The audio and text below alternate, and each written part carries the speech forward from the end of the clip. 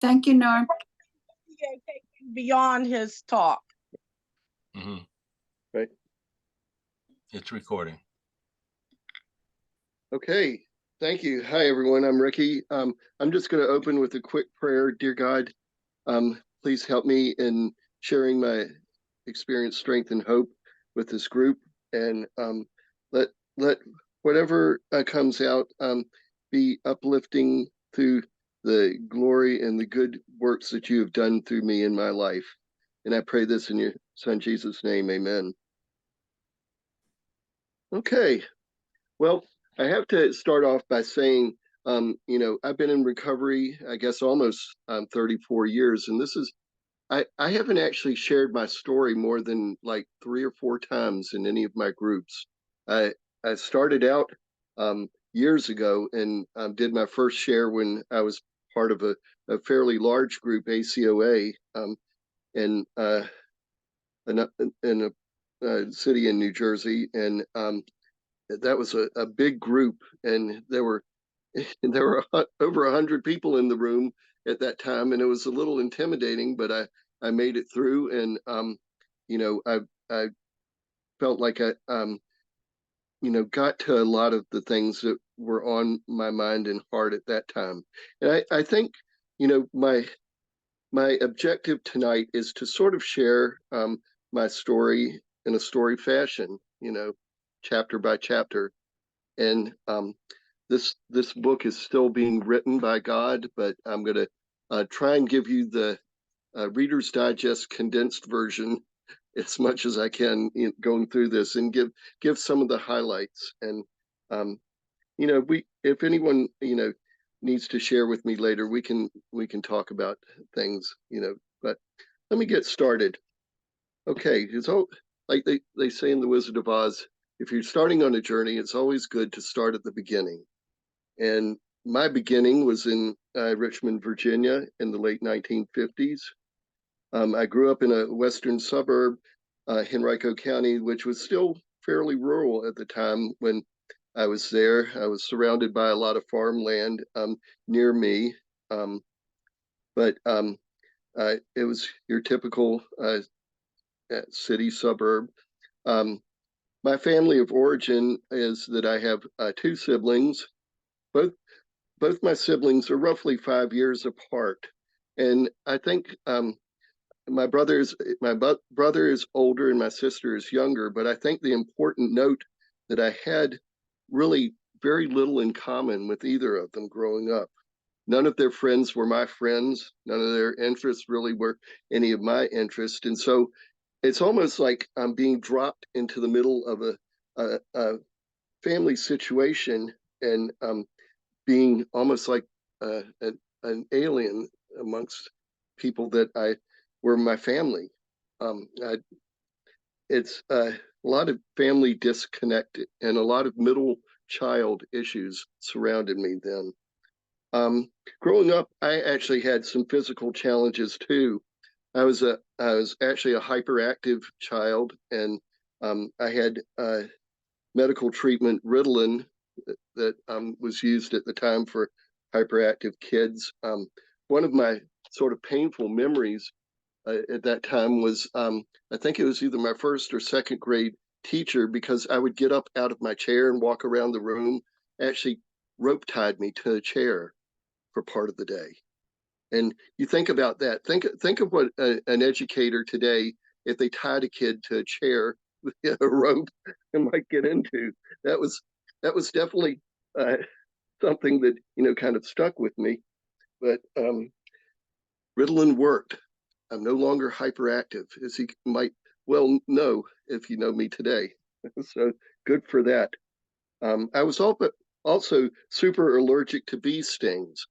And I almost died twice from a bee sting.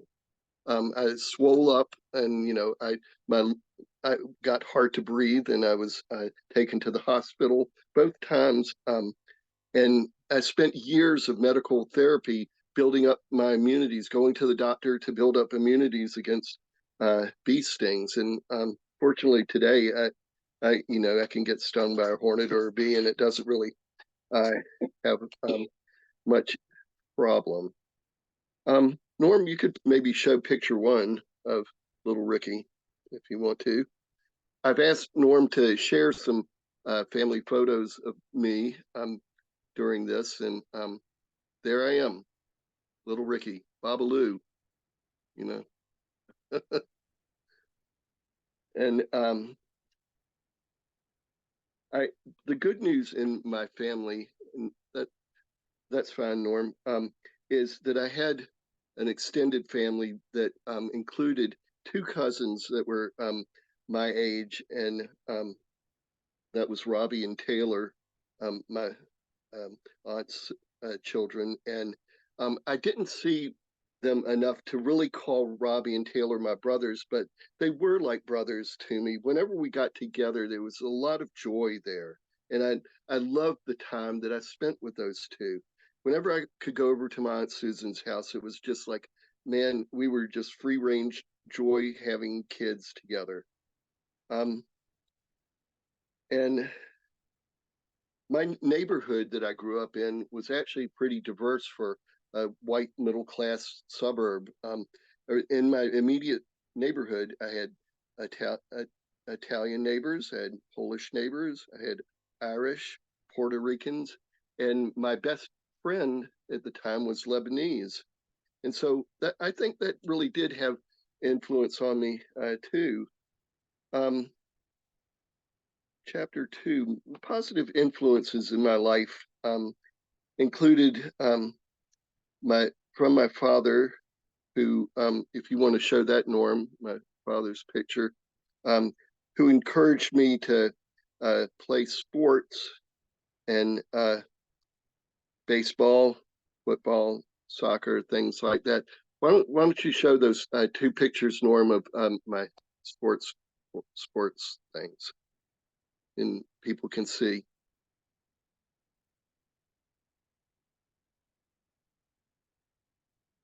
Norm? Okay, I don't know if Norm can. Rick, which one of those is? The sports pictures, Yeah, baseball and football. I'm trying to get back to the pictures. There they are. Oh, sorry. Baseball, right? Yes, baseball and football.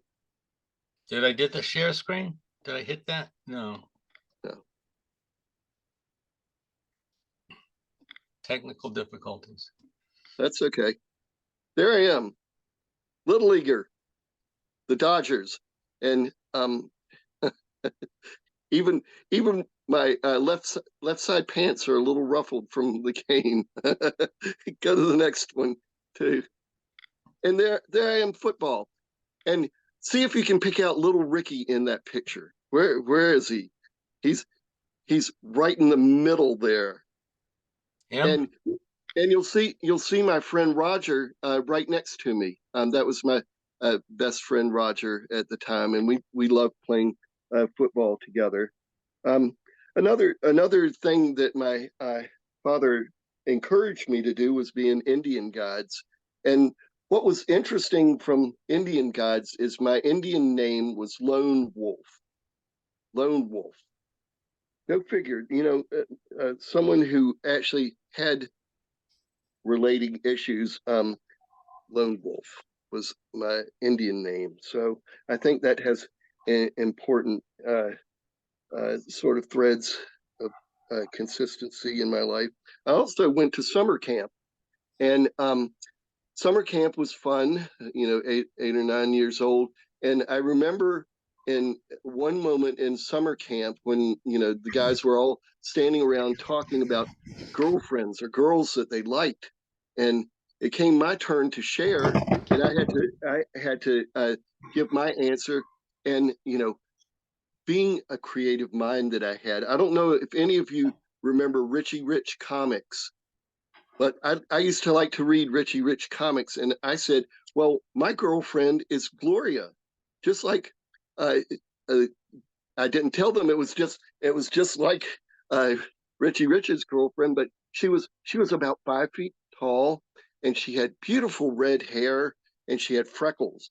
And so I didn't have any pictures to show, but I guess I was convincing about that. But stick a pin in that part of my story.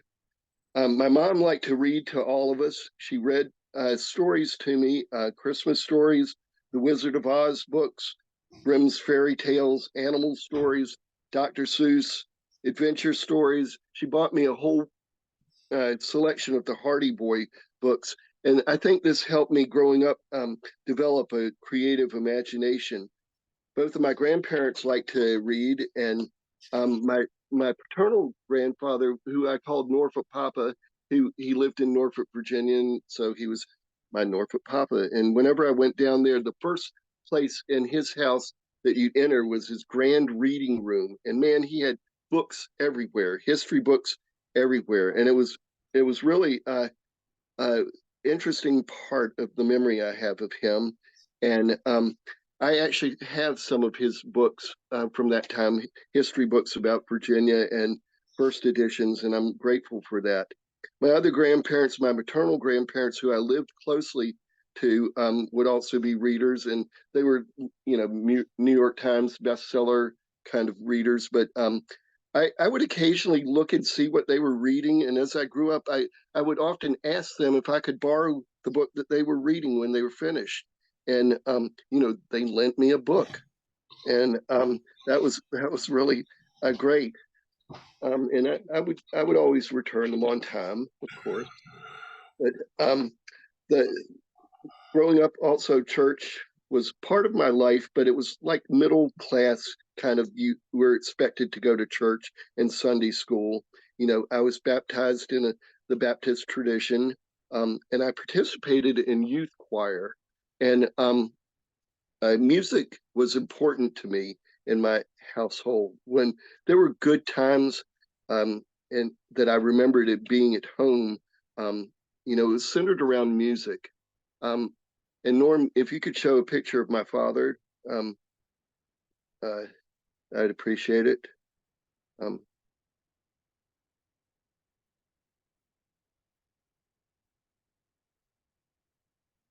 there's my dad with his uke banjo, and he also had a regular banjo. And don't let anybody ever tell you that banjo music isn't happy music. I think in music circles, sometimes banjo players are made fun of, but it is happy music, and you can see he was happy at that moment. One of the rare moments I remember him being happy. But it was good times centered around music, and being in the youth choir and listening to a lot of music records was happy times in my home. But let me go to some chapter 3, which is sort of the negative times growing up in my house.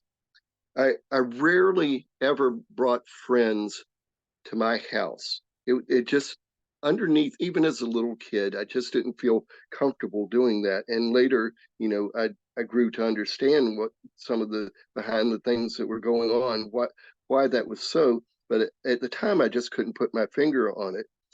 My father did believe in corporal punishment. When I was whipped, I was often whipped with what we call the Texas belt. My family lived for a time in Corpus Christi, Texas, and so when he would punish me, he had this hunkin' big leather belt that he would beat me with it, but and it hurt, but I didn't know that ever really changed any of my behavior to any extent. I just remember it hurting. Um, and he often, in later part of life, he would threaten me with guns. He owned guns, and he would chase us all out of the house in his drunken rages, threatening to go up and get his guns and kill us. So, think about that part of my life, having to run from my house from my dad, who was threatening me with guns. He also stole from me. I was in an auto accident in my teenage years, and it wasn't my fault. I was hit by a car, and I collected some insurance money, and he stole every penny of it, drinking. Every dime he stole of that. When I wanted, towards my senior year in high school, wanted to know if I could use some of that money. Oh, my mom said, "Oh no, Dad drank it all. None of that left." and I had to slowly watch him kill himself, which, anybody who's ever had a family member who has died from alcohol knows what that's like, to watch them slowly, purposefully waste away through the addiction of alcohol. It's really not a pretty picture. But my mom was a classic codependent. Um, it got worse as I was growing up because I think her main goal was to keep a roof over our head, and so you know, other than her reading to me, she did sing a lot of little songs to me, and my wife is amazed that I still remember some of the songs she would sing. And even times when we would gather together, she and I could sing the songs, and Jean couldn't believe that we both remembered the music and could do it almost in harmony. Um, but neither was much of an encourager. And so I'm going to move to chapter 4, and this is where my personal life struggles began. When I was about 12 years old, I had grown up in my own neighborhood the whole life. Summer after I graduated 6th grade, we moved away, and we moved to a new neighborhood, and it really, really hurt me.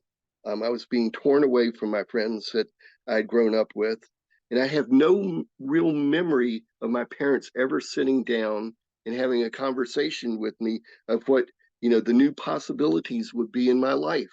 Yes, we were moving to a bigger home. It was a nicer neighborhood. It was closer to my church, um, and I can see that now, but I never got that communication from my parents.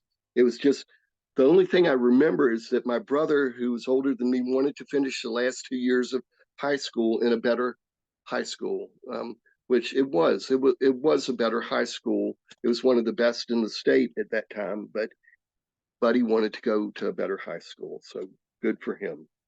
Um, And my mom, I guess, still me being the middle child, was more focused on, my brother getting ready for college and my sister growing up, to really have a lot to do with me. Here I am, I'm just hanging in there. And it was hard. It really was hard.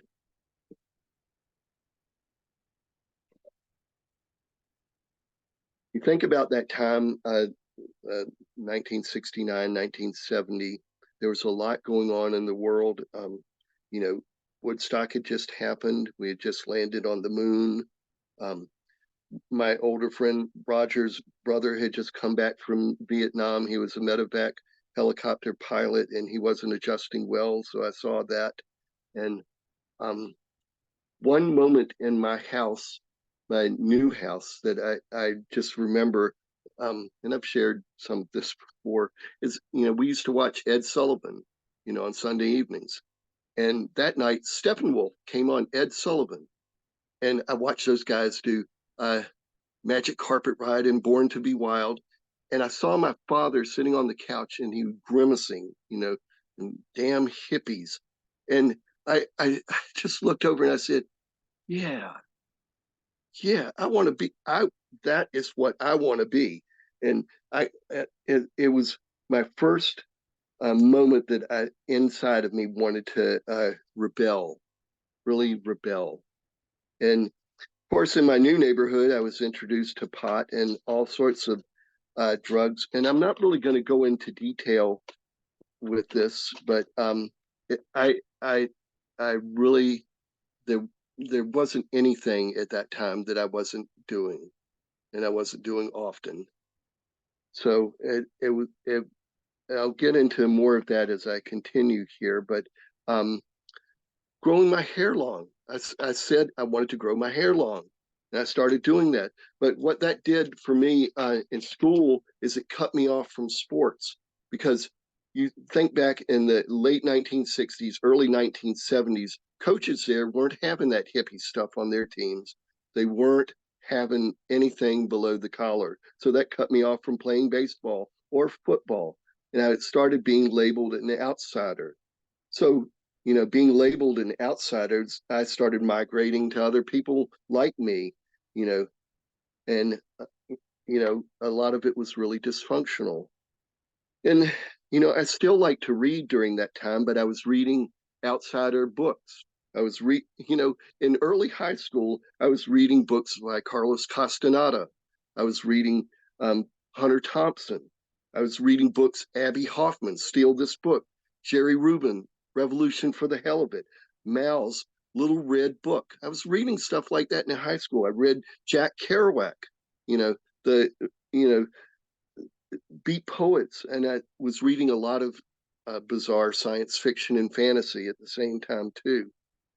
I think culturally, it was kind of easy for me to label myself as a rebel. Um, when you think of Richmond, Virginia, at that time, it was the capital of the Old South. Um, our main thoroughfare was lined with rebel monuments that you drive down any day. And glory be to Stonewall Jackson or Jeb Stuart or Robert E. Lee or Jefferson Davis or any of those people. You saw that subconsciously every day. And dang it, my high school that I eventually went to was the Rebels, the Douglas Freeman Rebels. So easy to be labeled a rebel, and be an outsider. And as I said, my next 4 years from about 12 and a half, 13 years old, I took a deep dive into substance abuse. And it was really the only limitation I had with any of that was money. And I found ways to get around even that. So, I was angry at how my life was going. I had a lot of internal pain. I wasn't fitting in socially. And I became really good at checking out and masking and stuffing. Well, here's a turnaround, a beginning of a turnaround. I was fading quickly and really self-destructing until my senior year. And Norm, show that senior year picture. There I am, senior year. And you say, Lordy, have mercy, Ricky, look at that hair. You look pretty good. And I have to say, for that day, I cleaned up pretty well. That damn hippie cleaned up pretty well for that picture. Huh. But the irony of it is that I did not internally I was not looking that well. I was a mess. But God sent me a life raft, and I started dating a pretty girl who was semi popular at the time. And she saw something in me beyond my very long blonde hair. Actually, she had hair just like mine, only a little bit longer. And so we were actually called the double feature in high school.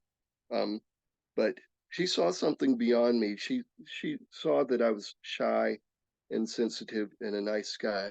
But the super important thing at that time that she did that I will be forever grateful. She said, Ricky, I love you. And I knew it in my heart that she meant that. And I had had nobody else in my life tell me that they loved me and meant it like that.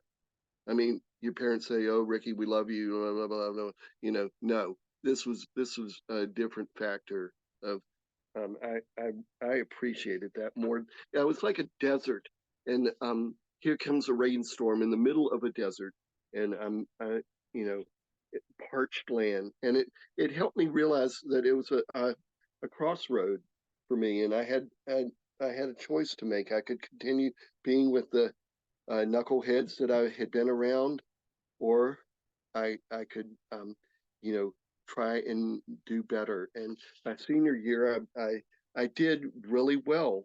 I made the honor roll several times, and here before I barely knew how I got through the preceding ninth through 11th grades.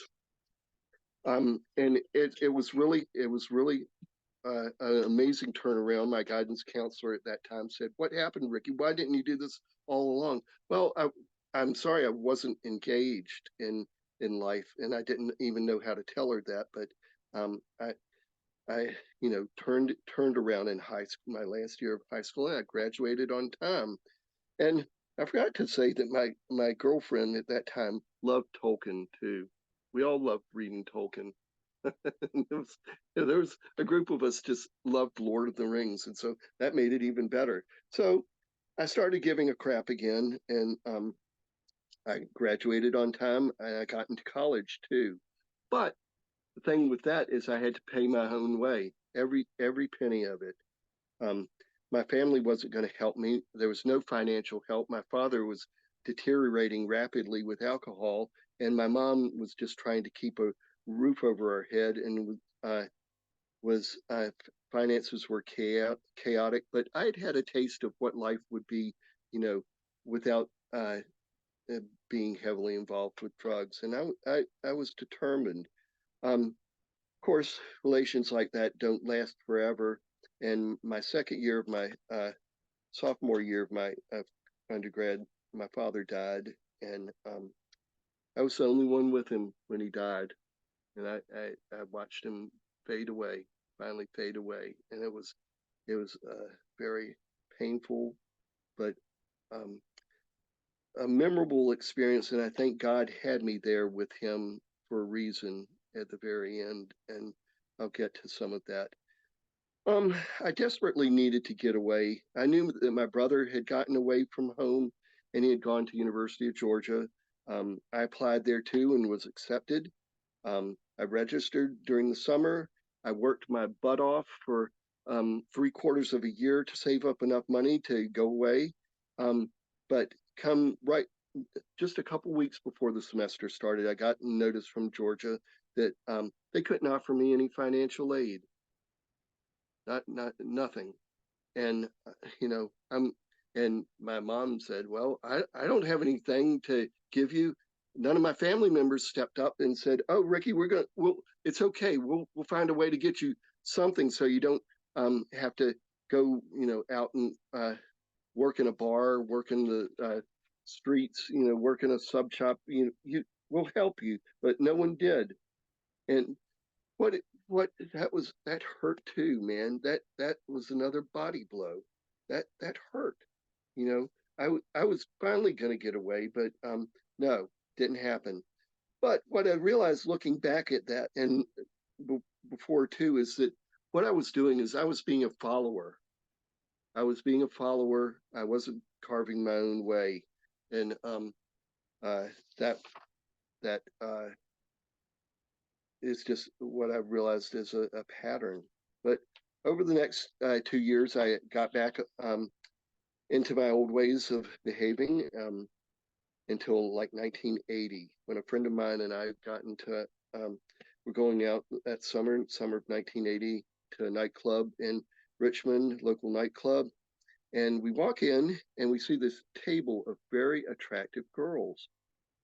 In the dark, I see them all laughing with each other, but you know, uh, there was my wife, and like in a TV show where the spotlight focuses right on that person that is going to be super important in the story.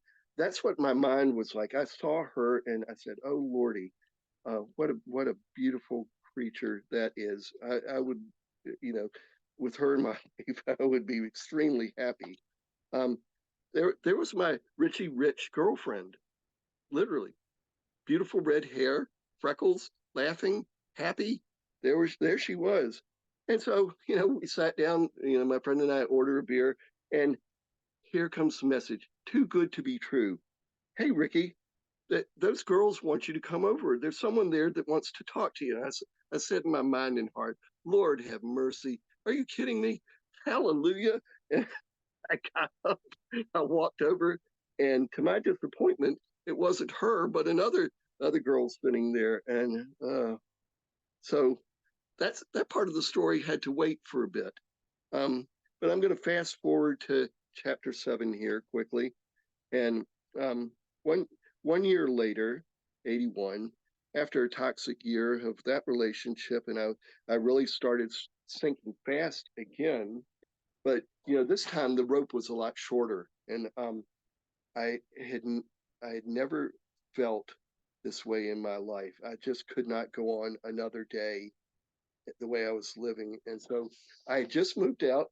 I had my own apartment. I was on Floyd Avenue, Richmond, Virginia. I was alone at night, And I just said in my heart that, God, I can't go on like this. I wept. I was like St. Paul. My soul was groaning with all creation. And I needed God's help. Ring, ring, ring, ring. I'm hearing in my mind this phone, ring, ring, ring, ring. Okay, I'm going to get up and answer the phone. Hello, who is it? It was Jesus. It was Jesus on the other line. He said, "Hi, Ricky. I'm, I just wanted to give you a call." And I'm like, "Oh, God, can you please help me? Can you please help me? Can you please save me from how my life is?" And the moment I said that, my life has never been the same. I use the language of my denomination that I was born in. I was born again. And I hope that doesn't cause people to get wiggy, but that's the only way I can describe it. My life was never, ever the same from there. And I am so grateful. Well, I started my recovery, my life recovery. But 2 weeks later, I'm riding in my Chevy half-ton pickup, riding through town, and lo and behold, there is Jean walking down the street. So beep beep beep beep. Hi, Jean. How's it going? Small talk, small talk. We realized we both had just ended very toxic relations, and so hey, why don't we get together sometime? And and here it was, another beautiful woman with plans in her life. And I was determined to make this relationship work out. And so we agreed early on, no drugs. We're going to go to church. We're going to put God at the center of our life. And we were married a year later. And then a year after that, we moved to New York. So I'm going to fast forward here again. I was worked for a year and a half at New York Public as a human resource recruiter.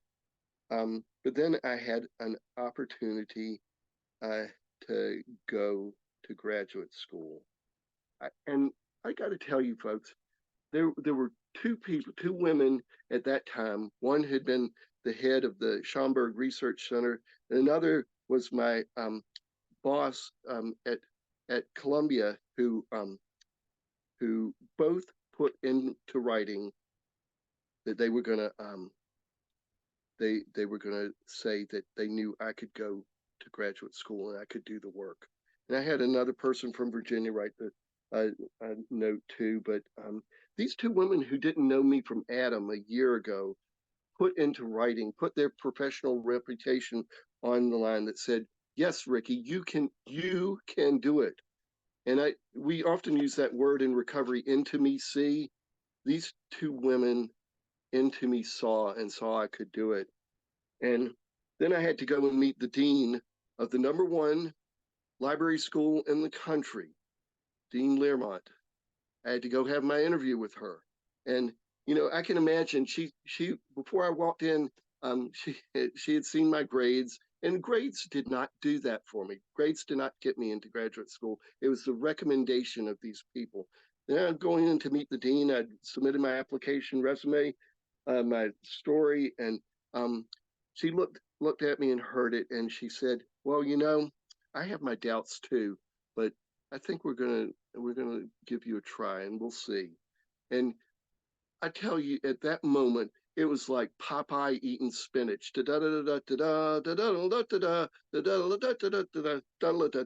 I was filled with such strength that all of these people believed in me and said, "You can do it, Ricky." And the rest of that is history. I graduated from there. I graduated with honors. I went back and I thanked my dean for um, what she said to me at my initial interview. Also, during that time, 1986, Gloria Jean got into a program, and I realized at the time of my graduation, '89, that I needed to get on the track with recovery too. And so we both started attending program together because in '89, that's when I've shared this before. I really said, um, I am. I'm going to give it a try, dear God. I'm going to try and work the 12 steps one at a time, just like the group I was in did. And I'm just grateful for that. Okay.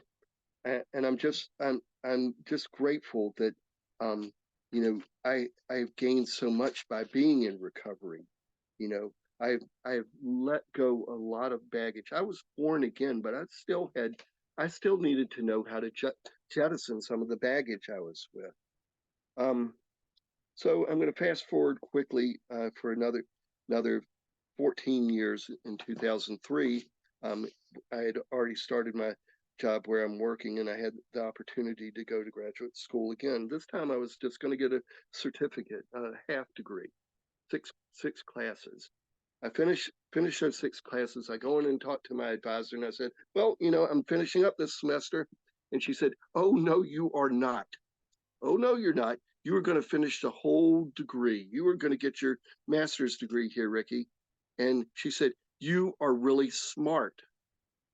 Again, I hear this and I can't believe someone actually said that to me. No one in my life had ever said, "Ricky, you are really smart." And she believed in me. And she said, "You're gonna finish this program." And I jokingly have said, "Damn, I wish I could pay you to walk around and tell me that periodically over the next, half a year, whatever it was." But that wouldn't have done it. She didn't say that because she wanted to get paid. She said it from her heart to me, and I had never heard anybody in my life tell me that. Never, in any way, shape, or form. You know, I've had people believe in me, but they never told me, "Wow, Ricky, you are really smart." Maybe I am, maybe I'm not, but I had never heard that blessing of a message. Oh Lord, that meant a lot to me. And as I can as I shared briefly, I'm wrapping up now. That I've been in my job 25 years next week, and I could spend countless time about the blessings of what my career has been since then. How I have a career where I can give back to others, help others, encourage others the way that I've been encouraged, and I'm blessed beyond compare that I have been married 40 years this year to my loving wife.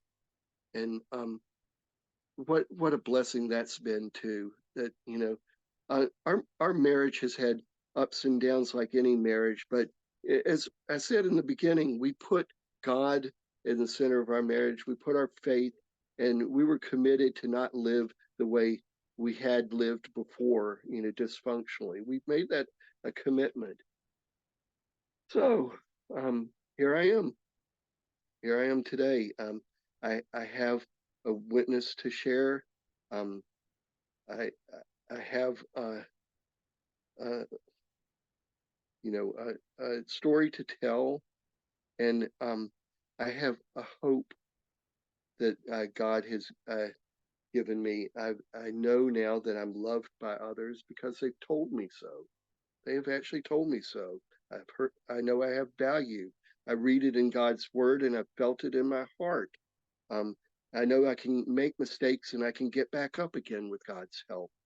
And I have purpose in life in my career. I've been blessed in my marriage. My wife braids my hair every day. this long braid of mine. Um, God, you and me. That's how we do it. 3 strands. God, you and me. Um, and I have a hope that I just have never I did not have before that moment long ago in my apartment all alone, asking God to please save me, rescue me, give me a new direction.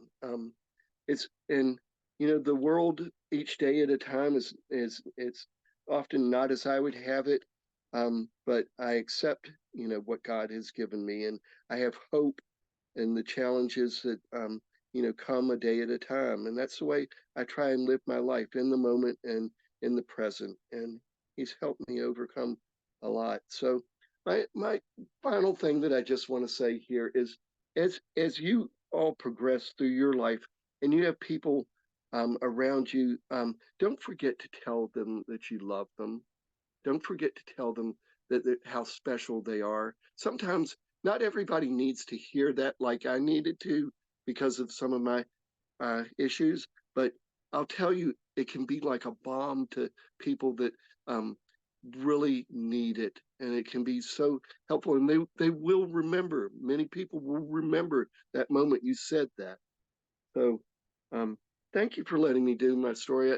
It actually took a little bit longer than what I thought, but I'm so grateful for all of you who showed up, and you know, thank you for letting me share. Yay, thank you, Ricky.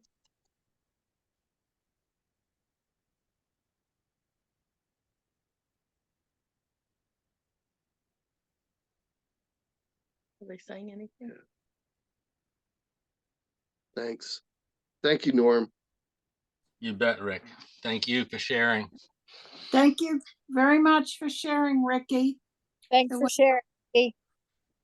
Thanks for sharing, Rick. Thank you all. Thank you all for being part of my recovery family. Thank you. We're glad you're here. We love you, So Ricky. if anybody has any sharing for Ricky, sharing time is open.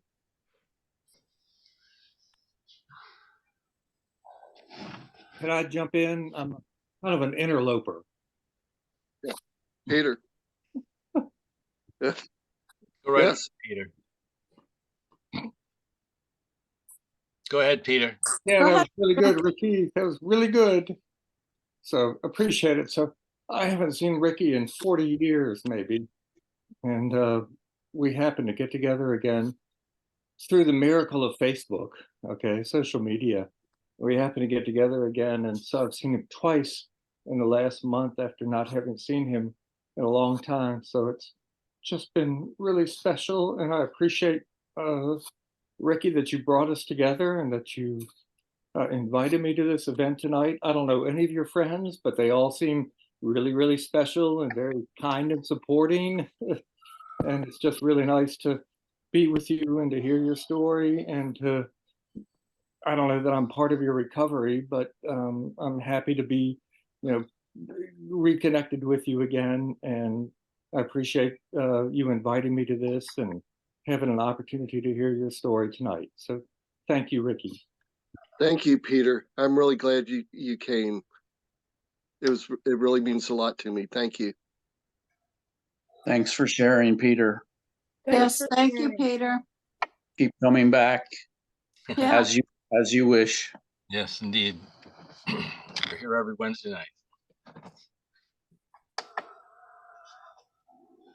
Ricky, I really appreciate, I'm Norm, and I really appreciate your sharing tonight. I know what it is to get up and tell your story, as several others of us have, and it's no small thing to just expose yourself. So really appreciate that. Appreciate you.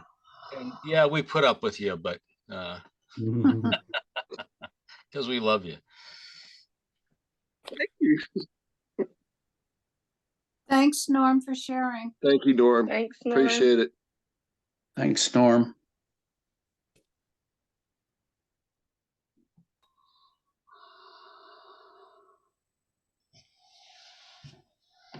I'm Tom. Thanks for sharing, Rick. We've been in this group, maybe it was a year prior to COVID, and when we were still meeting in person at the church for this group, but and then I guess we're going on 4 years since COVID started, early 20. So I've heard bits and pieces, but it's always nice to hear the whole story, and then the bits and pieces make a lot more sense. I could relate a lot to certain things that you shared, and not so much experiencing the exact same circumstances, but the idea of having codependency in the home, having an addiction.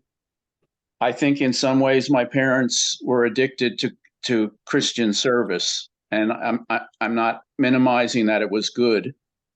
It helped a lot of people, and I don't want to judge them for that, but in my own life, it seems like I face that battle that my worth is based on what I'm doing for God, you know, as opposed to just because God doesn't just love us, he likes us.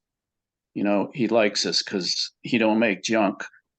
And the rebellion issue, I didn't go the drug route, but there were ways I showed my rebellion. Growing long hair was one of them. And some of the things I rebelled against should have been rebelled against because they weren't pleasing to God. But there were other things that I rebelled against that wasn't good rebellion. You know, if you know what I mean, it was real rebellion against God.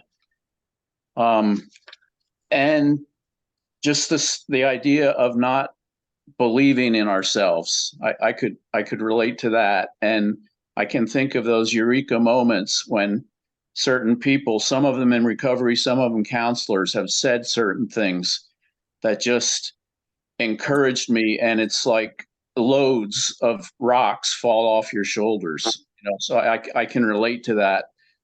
Those are like insight moments. And I thank God for those people. And I thank you for encouraging us to keep encouraging others. It does go a long way. And I mean, at times I've thanked Wawa representatives and complimented their service, and they fall off their chairs. No, they're not sitting on chairs, you know, and they've given me a gift certificate at one time. I was just thanking the person for their service. So it doesn't have to be big things, but I'm encouraged by your story. I'm encouraged by everybody in this room and their stories, and the fact that God is with us, and that groaning I could relate to what you shared in Romans 8. And all creation is groaning and we're groaning. And sometimes the best prayers I've had were just tears. And I can relate to that, and just saying, Lord, you know what I said in my tears. I couldn't verbalize it. And just congratulations on 25 years and 40 years in marriage and 89. So what, that's about 35 years in recovery. And you're an important part of our group, as everyone is. So thank you. And it's a testimony to see how God's been working in your life through recovery. And, you know, Christians often call that sanctification. We're becoming more like Jesus. So thank you for that. Thanks for Thanks sharing, for sharing, Tom. Tom. Thanks for sharing, Tom. Hi, I'm Mark. I'd like to share.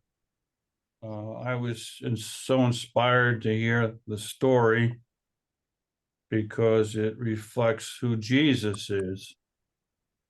Those moments of encouragement from others, someone who believed in you, they were listening to their heart and they told you. And that made all the difference in the world. And I've certainly had people who have done that for me. My wife certainly has done that for me. I started recovery in 1989, and I met Ricky along the way. And now we both encourage others. There's stories we could share about beginning librarians who had full of self-doubt and confusion. And we said a few words, or we even hired them. And now they're flourishing. Praise God for that. Thanks for sharing, Thanks Mark. for sharing, Mark. Thanks, Thank you so Mark. much. Thank you for being here. Yes. Thanks for sharing, Mark.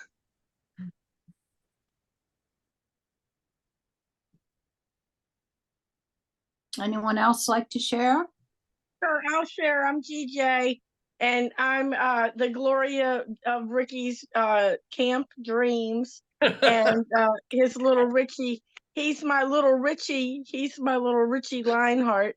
But in truth, you know, while I started in ACOA, my core issue from family origin is probably workaholic. And before Ricky, there's a definite before Ricky and after Ricky. Before Ricky, my value and my entire life was based on everything, based on work and what I did and being good enough and working hard enough and working circles around everybody and achieving and all this. Ricky comes into my life, and he's a nice guy, nice person. I knew he was kind because he stopped to talk to me oftentimes in that first year where we knew of each other. He was on my girls' dorm floor more than I was that year because I was out selling encyclopedias all night long, and then I went to the bars. But the thing is that that from Ricky, somehow or another, and I just dreamt this, I think it was yesterday, is a touchstone for me in my life is quiet and calm. I did not know any of that, except they're just like Ricky was talking about, just brief things that you can point to in your life that really, really touched your heart and really influenced you. And that calm, like I rebelled against that calm. I did not know what to do with myself without a value through work. And many of you still listen every week about my work and under earning woes and who I've become. But today I've become a very contemplative woman, a wife, a helpmate wife. I don't know how, it's still conflicted with how to be a helpmate wife and be contemplative and under earning or whatever. But the thing is in our marriage that Ricky emulates the kind gentleness of Jesus for me. I did not understand the kind, gentle person because I was like Moses, treated very, very harshly by people, beaten by people in my life, and ran as fast as I could away from people because you're not going to catch me. But Ricky has sometimes overbearingly so been needy of touch and hugs and feelings and attentiveness to completely blow my mind apart. But I am so grateful today because I am here. I've reached 62. This little premature 2 pound and 7 ounce baby has reached 62, and we have 100-year life plan, so we still have some time left. And we're growing together, picking the fruit of the spirit. We pick joy where we go, and it's very hard sometimes. We have a lot of bottoming out, like on the seesaw, but we know that if one's at the bottom, then the other one's going to be on the top. So we're grateful in recovery, and we keep showing up, and this is a lifeline for us every week at Church Plus 12-step program to process. And even when we don't want to log in or come in or deal with this stuff, it's so important for us just to snuff out the dysfunctions that and the distractions and the hate and the disappointments and all this other stuff.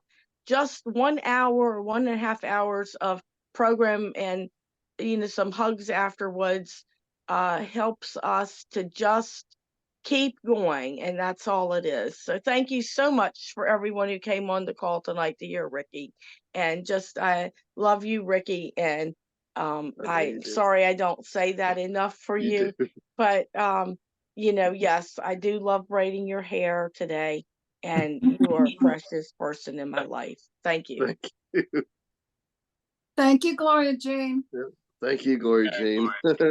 Thanks for sharing, GJ. Mhm. Yep.